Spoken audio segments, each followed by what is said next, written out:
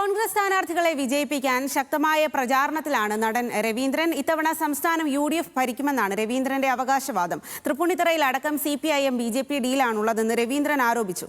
സഹിന ആന്റണി തയ്യാറാക്കിയ റിപ്പോർട്ട് കാണാം.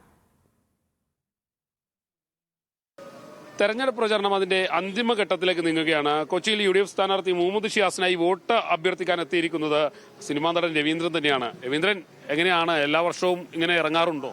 എല്ലാ വർഷവും ഇറങ്ങാറുണ്ട്. 2016 മുതൽ PT ഇറങ്ങി, 2 പ്രാവശ്യം PT ഇറങ്ങി. ഉമാ തോമസിന് വേണ്ടിയിട്ട് നമ്മൾ കലാജാഥയുണ്ട്. ഞാൻ ഈ കലാജാഥയായിട്ട് ബന്ധപ്പെട്ടാണ്. ആ കലാജാഥ വരാൻ വേണ്ടി വെയിറ്റ് ചെയ്യുവാണ്.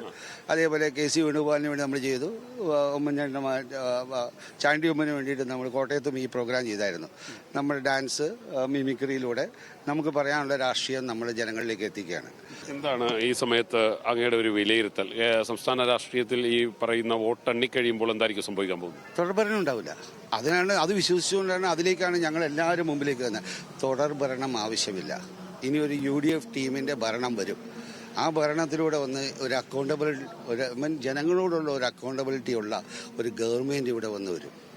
അല്ലാതെ ജനങ്ങളെ അങ്ങനെ ഒരു ധാർഷ്ട്യത്തോടെ ഭരിക്കുന്ന ഒരു ഗവൺമെന്റ് ആയിരിക്കില്ല. ഒരു UDF ടീം കാഴ്ചവെക്കാൻ വന്നിട്ടുള്ളത് ജനങ്ങളെ അക്കൗണ്ടബിലിറ്റി ഉള്ള ഒരു ഗവൺമെന്റ്. അതാണ് ഇനി നമുക്ക് ആവശ്യം. അങ്ങ് താമസിക്കുന്നിടം തൃപ്പൂണിത്തുറ കൂടിയാണ്.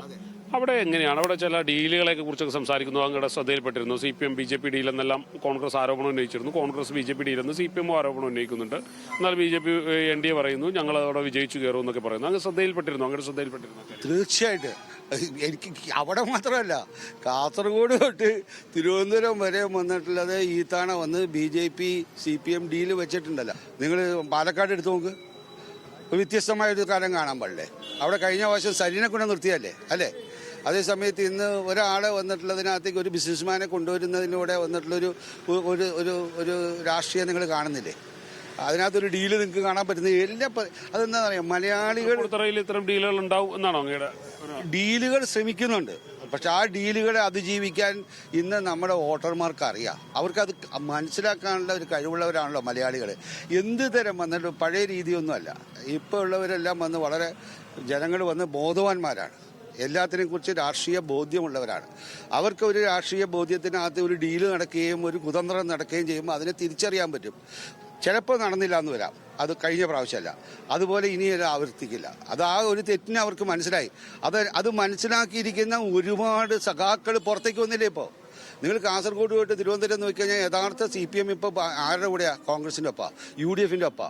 എന്തായാലും അദ്ദേഹം ശക്തമായ പ്രചരണവുമായി മുന്നോട്ട് പോവുകയാണ്. കോൺഗ്രസ് സ്ഥാനാർത്ഥികളെ വിജയിപ്പിക്കുക എന്നൊരു ലക്ഷ്യമാണ് അദ്ദേഹം ഇത്തവണ ഏറ്റെടുത്തിരിക്കുന്നത്.